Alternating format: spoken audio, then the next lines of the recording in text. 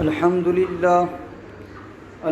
لله كفى وسلام على عباده الذين اصطفى أما بعد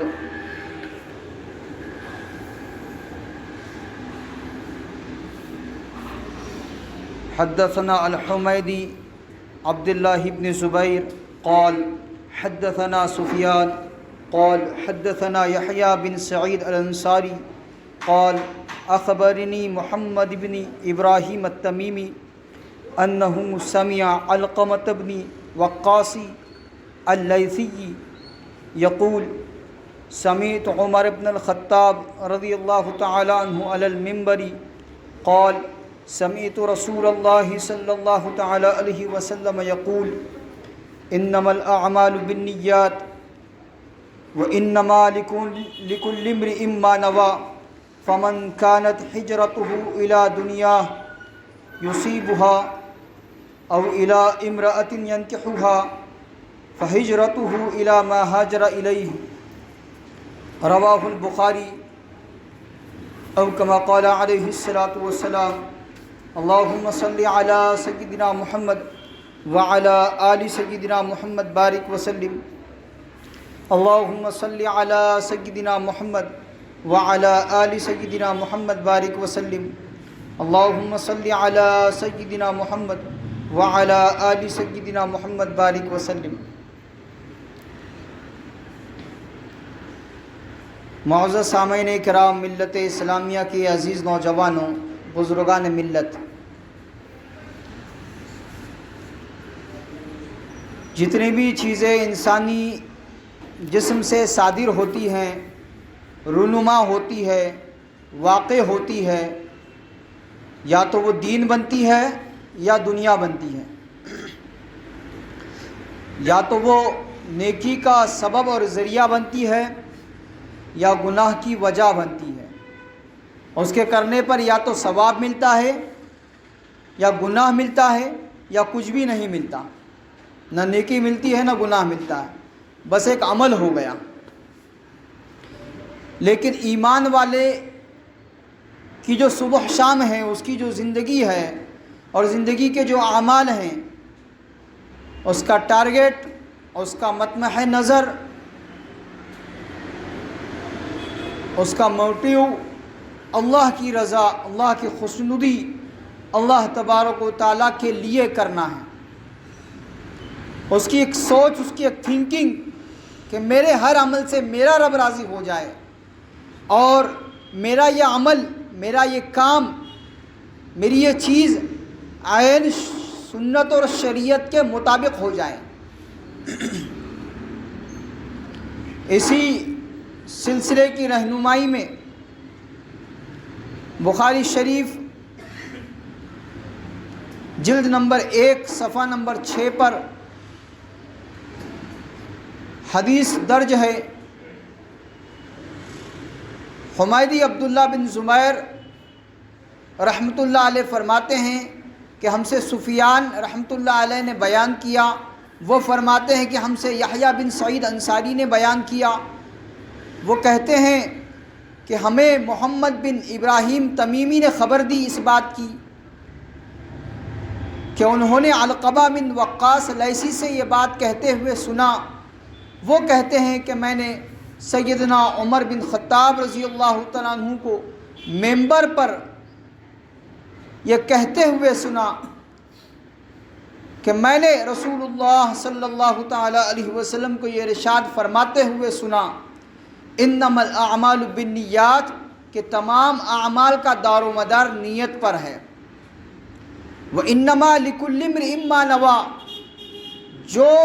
بندہ جس عمل مطابق، جس نیت مطابق عمل کرے گا، اس عمل پر اس کے نیت کے مطابق اسے اجر ملے گا یا گناہ ملے گا، اس کا وہ عمل دین بنے گا یا دنیا بنے گا، وہ اجر کا باعث ہوگا یا پکڑ کا ذریعہ ہوگا، جو کچھ ہوگا نیت کے مطابق۔ فمن کانت ہجرتہ الی دنیا،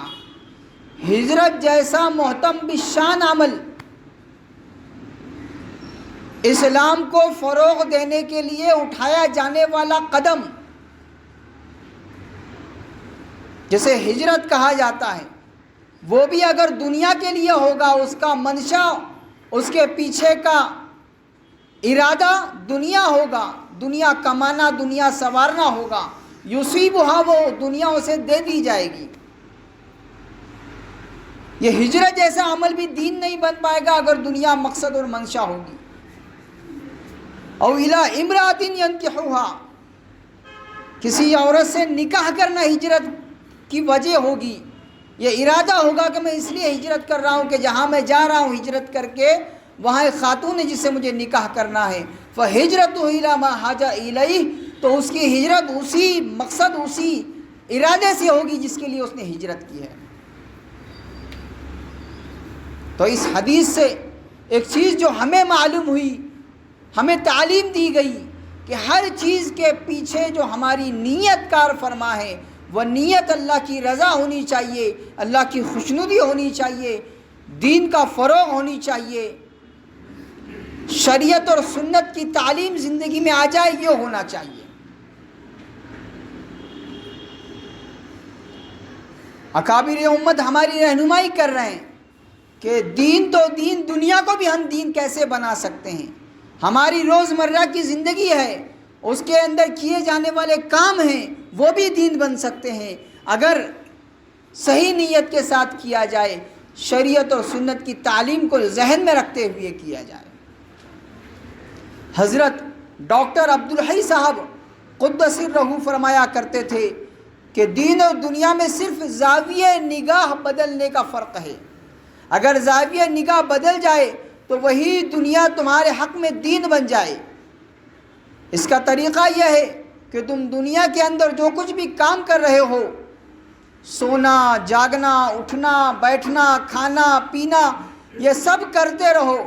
مگر ذرا سا زاویہ نگاہ بدل دو۔ مثلا کھانا کھانا ایک دنیاوی کام ہے، لیکن کھانا کھاتے وقت ذرا یہ سوچ لو کہ حضور اقدس صلی اللہ تعالی علیہ وسلم نے ارشاد فرمایا کہ ان لنفسک علیک حق، بخاری شریف کی روایت جلد نمبر 1 صفحہ نمبر 264 اور 256، کہ تمہارے نفس کا بھی تمہارے اوپر حق ہے، اس کی ادائیگی کے لیے کھانا کھا رہا ہوں۔ اور یہ سوچ لو کہ حضور اقدس صلی اللہ تعالی علیہ وسلم کے سامنے جب کھانا آتا تو آپ صلی اللہ تعالیٰ علیہ وسلم اس کو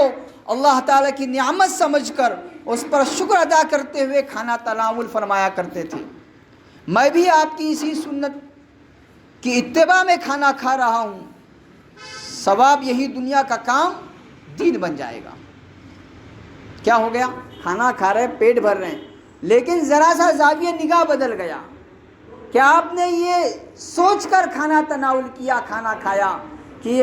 یہ بھی میرے نبی کا طریقہ ہے، جب آپ کے سامنے کھانا آتا تو آپ اللہ کا شکر ادا کرتے ہوئے اس کو نعمت سمجھ کر تناول فرماتے؟ میں بھی اسی سنت کی اتباع میں کھانا کھا رہا ہوں، آپ کو اس کھانے کا ثواب ملے گا۔ آپ سونے جا رہے ہیں، نیند ضرورت ہے، ایک ہمارا کام ہے جس کا پورا ہونا ضروری ہے،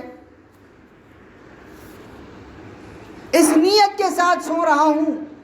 کہ سوؤں گا تو فجر کے لیے بیدار بھی ہوں گا، فجر جو فرض ہے میرے اوپر میں اس کو ادا کروں گا۔ آپ کا سونا، آپ نے سونے سے پہلے سونے کی دعا پڑھے گی۔ ایک روایت میں کہ ایک آدمی عشاء کی نماز جماعت کے ساتھ پڑھتا ہے، آدھی رات اسے عبادت کا ثواب ملتا ہے۔ اب یہ اس نیت کے ساتھ سو رہا ہے کہ مجھے فجر میں اٹھنا ہے، کیونکہ جو بندہ فجر کی نماز جماعت سے پڑھتا ہے اسے نصف اور آدھی رات اللہ کے لیے عبادت کرنے کا ثواب ملتا ہے، تو پوری رات عبادت کا ثواب یہ پا رہا ہے کہ سونے سے پہلے اس نے عشاء کی نماز پڑھی، اب سو رہا ہے، سنت کے مطابق سو رہا ہے، دعا پڑھ کے سو رہا ہے، فجر میں بیدار ہو رہا ہے، اس کا یہ سونا بھی عبادت ہے۔ زندگی کا ہر کام عبادت بن سکتا ہے اگر سنت اور شریعت کی تعلیمات کے ساتھ کیا جائے۔ اسی لیے حضرت مولانا بابو جی عبداللہ نقشبندی علیہ الرحمہ کا سنہرا جملہ ہے کہ مخلوق سے کٹو یہ جتنے دنیاوی کام ہیں، دنیاوی ضرورتیں ہیں، دنیاوی چیزیں ہیں، اسے ایک بار کے لیے کٹ جاؤ، اللہ سے جڑو۔ جتنے کام ہیں وہ تو ہونا ہی ہونا ہے، وہ ضرورتیں پوری کرنا ہی کرنا ہے، تو اب اللہ سے جڑو، اور اللہ کی نسبت پھر مخلوق سے جڑو۔ کیا ہوگا پھر؟ جب آپ نے کھانا اس لیے نہیں کھایا کہ پیٹ بھرنا ہے، آپ سو اس لیے نہیں رہے کہ آپ کو نیند آ رہی ہے، آپ چل پھر اس لیے نہیں رہے کہ آپ کی ضرورت ہے، کٹ گئے آپ اس سے، اللہ سے جڑ گئے۔ پھر اللہ کی نسبت مخلوق سے جڑے کہ میرے نبی بھی کھانا تناول کرتے تھے، فرماتے تھے جیسے آپ فرماتے تھے ویسے ہی میں تناول کروں، ویسے ہی میں کھانا کھاؤں، تو ثواب مل گیا، عبادت بن گئی۔ جیسے آپ آرام فرمایا کرتے تھے ویسے میں آرام کروں، آپ کا یہ آرام کرنا عبادت بن گیا۔ تعلیم دیوبند کے استاذ حضرت مولانا نور عالم خلیل امینی 10 سال تک اپنے چلنے کو اللہ کے نبی صلی اللہ تعالی علیہ وسلم کے چلنے جیسا بنانے کے لیے مشق کی کہ میری چال میرے نبی صلی اللہ تعالی علیہ وسلم جیسی ہو جائے، جیسے آپ چلا کرتے تھے ویسے میں بھی چلنے والا بن جاؤں۔ اس کے لیے محنت کی، کوشش کی، 10 سال کا یہ نتیجہ نکلا کہ جتنی بھی تیزی سے وہ چلیں ویسے ہی چلتے ہیں جیسے اللہ کے نبی صلی اللہ تعالی علیہ وسلم چلا کرتے تھے، کہ پورے جماع کے ساتھ قدم کو اٹھانا ہے، نرمی کے ساتھ رکھنا ہے، ایسے لگے جیسے کسی اونچائی سے ڈھلان کی طرف آ رہے ہیں، متواضع عاجزی کے ساتھ، اور چال اتنی تیز کہ عام بندے کو اگر پکڑنا ہو تو اسے تھوڑا سا دوڑنا پڑے، اتنی تیز۔ تو چلنا پھرنا میری ضرورت ہے، میرے لیے ضروری ہے چلنا پھرنا، چلت پھرت میری زندگی کا حصہ ہے، لیکن یہ میرے نبی جیسا ہو جائے، میرا چلنا عبادت بن جائے۔ ازدواجی زندگی، شادی شدہ زندگی میری ضرورت ہے، مجھے گزارنا ہی ہے، کیوں نہ میں ویسے ہی گزاروں جیسے میرے نبی صلی اللہ تعالی علیہ وسلم گزارا کرتے تھے، میری شادی شدہ زندگی عبادت بن جائے۔ میں بیوپاری ہوں، کاروبار کرتا ہوں،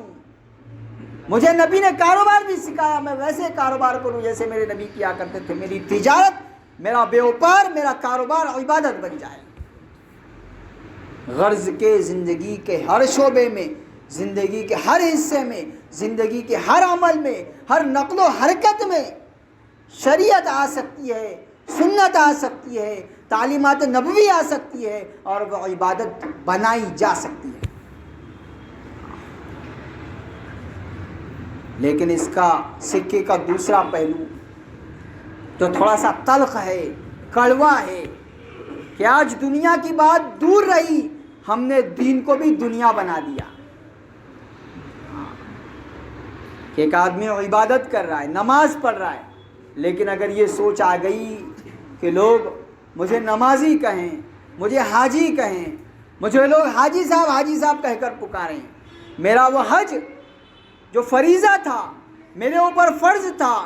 اس کے پیچھے میری تھنکنگ یہ تھی کہ لوگ مجھے حاجی کہیں، یہ ایک عبادت تھی جسے دنیا بنا دیا۔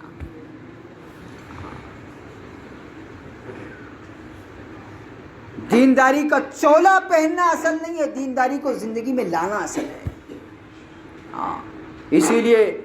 مسیح الامت حضرت مولانا مسیح اللہ خان صاحب رحمۃ اللہ علیہ فرمایا کرتے تھے کہ دنیا دار مداری جو ڈمرو بجا کر بندر نچاتا ہے وہ اچھا ہے دیندار مداری سے، کہ وہ دنیا دکھا کر دنیا کما رہا ہے اور یہ دین دکھا کر دنیا کما رہا ہے، کہ لوگ میری شباہت کو دیکھ کر، میرے دین کو دیکھ کر، مجھ سے متاثر ہو کر، جہاں نیت میں فتور آ گیا وہاں آپ کا دین بھی دنیا بن جائے گا، نیکیوں سے خالی ہو جائے گا۔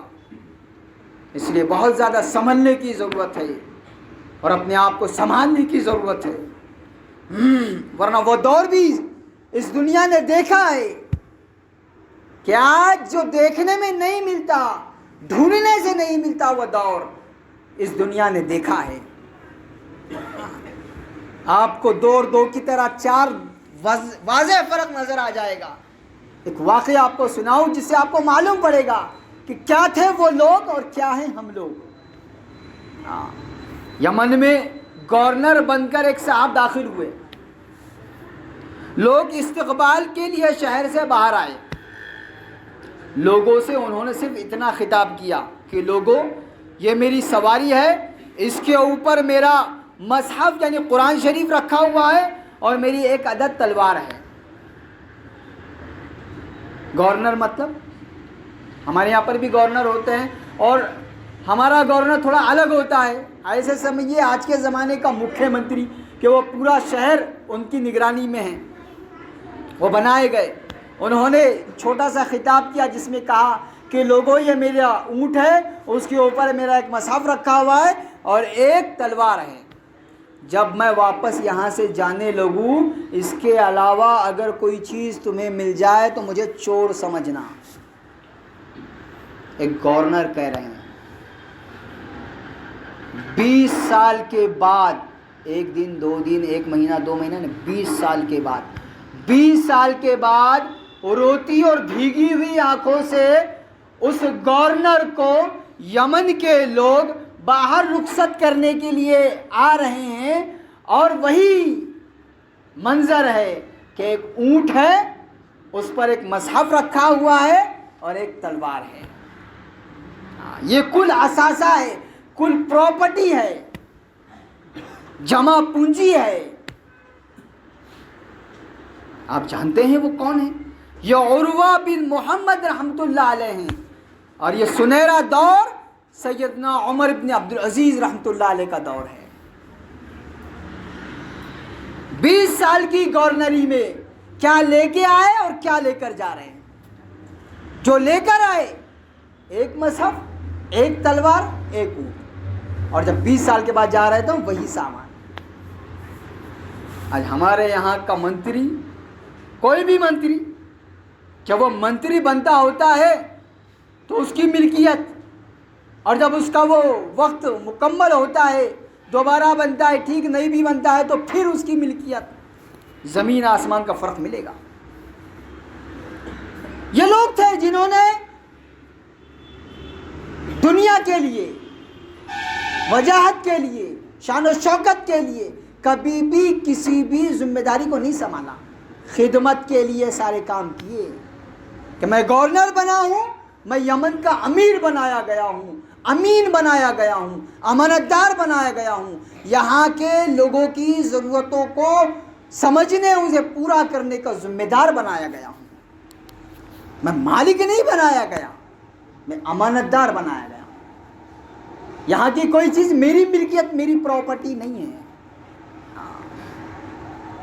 یہ تو یمن کی بات۔ ہمارے قریب کے زمانے میں غیر منقسم ہندوستان کے بادشاہ، غیر منقسم سے مراد 3-4 ملک آج کے ہمارے اپنے دور میں ہندوستان میں شامل تھے، 3-4 ملک، ان تمام کے بادشاہ حضرت اورنگزیب عالمگیر رحمۃ اللہ علیہ بادشاہ ہیں، اتنے بڑے ایریے کے بادشاہ ہیں، لیکن اپنا گھر چلاتے کیسے تھے؟ ٹوپیاں بن کر اور قرآن شریف کی کتابت کر کے۔ اتنے بڑے بادشاہ، کیا وہ شان و شوکت سے جی نہیں سکتے تھے؟ کیا وہ منچاہی چیزیں کھا پی نہیں سکتے تھے؟ لیکن گھر چلانے کے لیے کیا اختیار کیا؟ ٹوپی کو بننا اور قرآن شریف کی کتابت کرنا، اس سے ان کا گھر چلا کرتا تھا۔ ہمیں اپنی زندگی کے ہر عمل کو دین بنانا ہے، شریعت اور سنت کے مطابق اسے ڈھالنے کی فکر کرنی ہے، کوشش کرنی ہے۔